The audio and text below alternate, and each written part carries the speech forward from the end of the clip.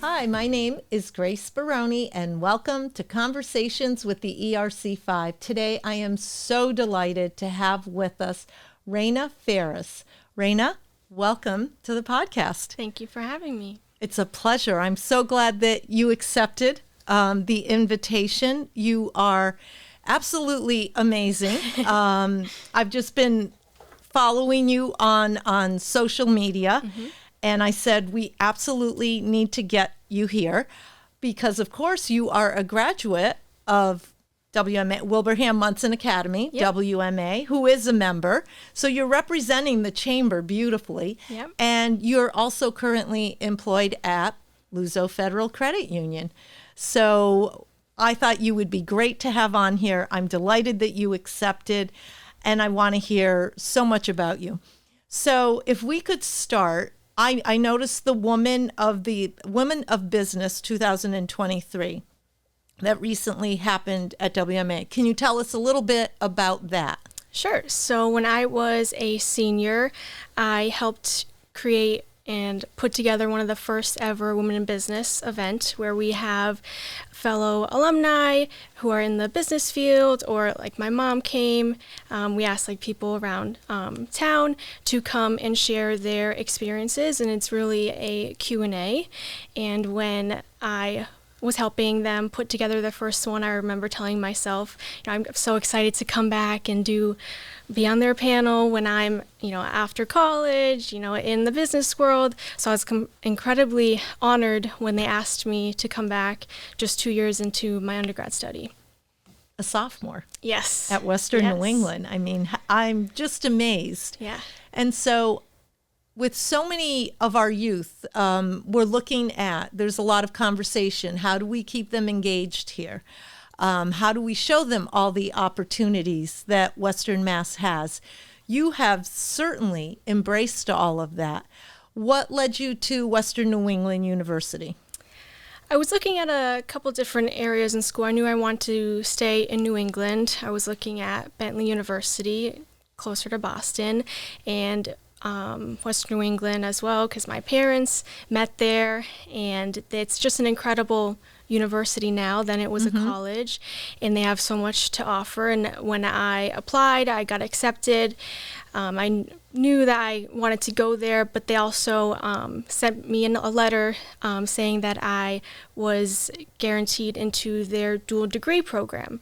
And at that point, it was their MBA program where you get waived from taking the GMAT, and then you are able to get your MBA just a year after all your undergrad degrees. And that really caught my eye, because all the other schools that I was looking at did not have that. And to have that 15 minutes from home was an incredible opportunity for me.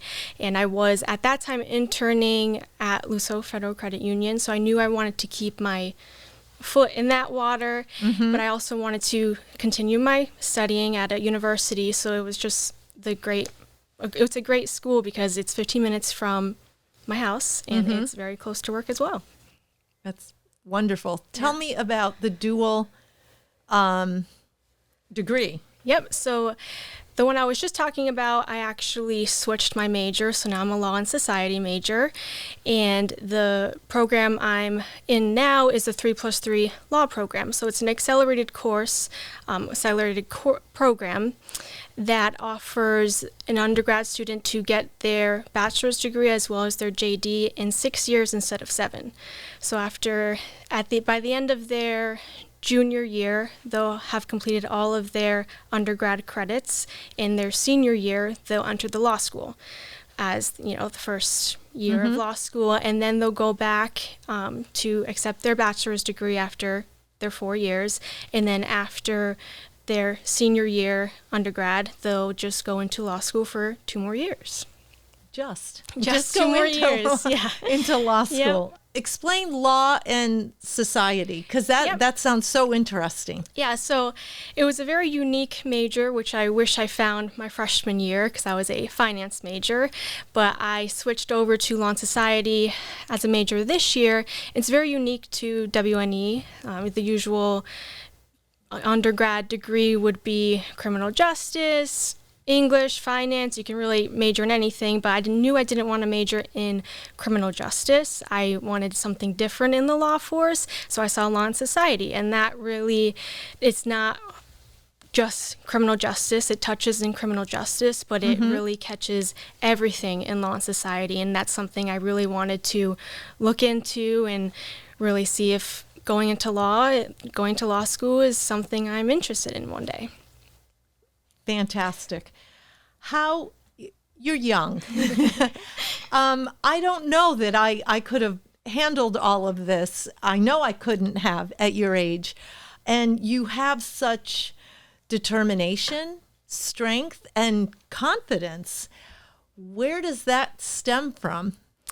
I think that really stemmed from, I think definitely like my support structure, my family. I'm very family oriented, but I also think that WMA had a lot to do with that. I think they really create strong and independent students, and they give you plenty of opportunities to speak in front of all school meeting or host a women in business event. So I think from my support structure, my family, definitely Luso has given me a lot of confidence in myself, as well as WMA. I think that has really helped me become who I am today. Mm-hmm.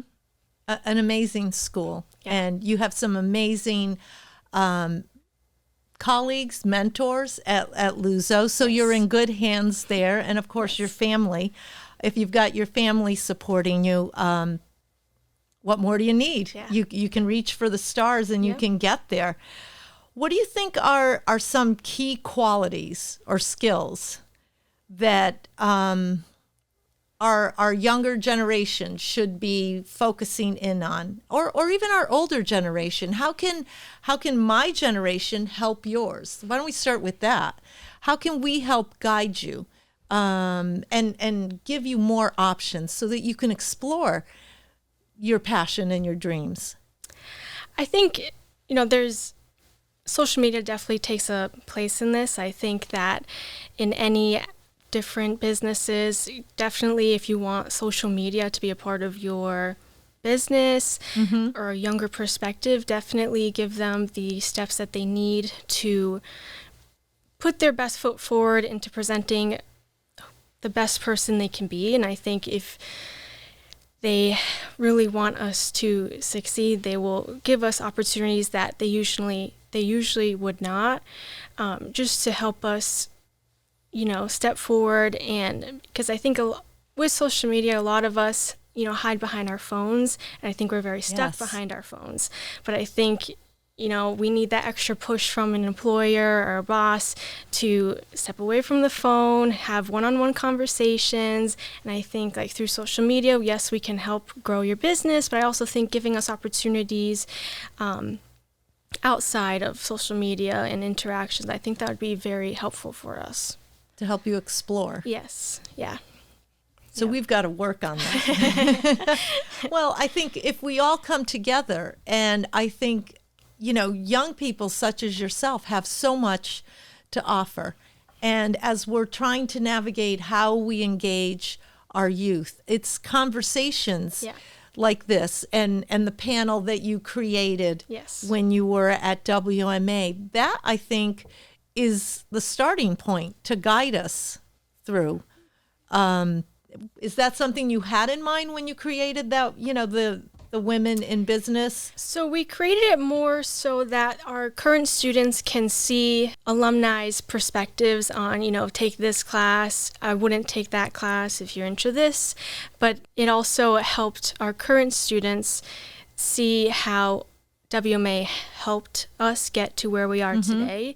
And it was different when I hosted it my senior year, because we had a lot of alumni who are already in the field. They know what they want to do, but they were a little bit unsure if they still wanted to do that. And I think that having a wide range of our panels, like from my mom, who has her own business, has another job as well in the daytime, but also having alumni who is not a little bit unsure of what they want to do still. That's why we created it, so it's, we can get all of our aspects. And when students want to ask their questions to the fellow alumni or the parents, they're allowed to do that. And I think when I was there this year, it was one girl was actually in law school, and it was me and another girl who were still in school. So I thought it was a very different direction than when I hosted it, but I thought it was very beneficial to our students because their next step is college. Their next step is not life yet. So I think having more college students in the panel helped our students a lot. So hopefully, in your busy schedule, you can find some time to sit down with the ERC5, because we're working with a few of our businesses and colleges. How do we help create those passports to careers, those pathways, just to make sure that we are sharing? Because I think that's great where you brought in other panelists. You brought your mom in, so you get a perspective from a business owner. You bring in a law student. You're getting different perspectives, which I would think help guide you and the direction that you want to go in. Yeah, I would agree with that. The different perspectives we like to bring in, we do we put it into the newspaper, our local newspaper, and we post it on social media. So it wasn't just for our students. We tried to get the surrounding community as well as prospective students to come to our campus and really hear from other people. And even if you didn't want to go to WMA, or if you don't want to go to college, it's okay. But those experiences help guide you in wherever you want, and maybe you'll hear something that you never thought would inspire you. And it's just listening to different people's perspectives on life and their views, I think really helps or sparks something in our young generation. Well, kudos to WMA for taking that initiative and to helping their students explore, and also for opening it up to other students, to other schools. That's good for us to know. And as we go forward and we're all watching your career evolve and watching where you go, that's something that we can keep in mind next year when Women in Business rolls around again. This is a great opportunity for all of our schools. And we will certainly make sure we point that out to everyone when that comes along.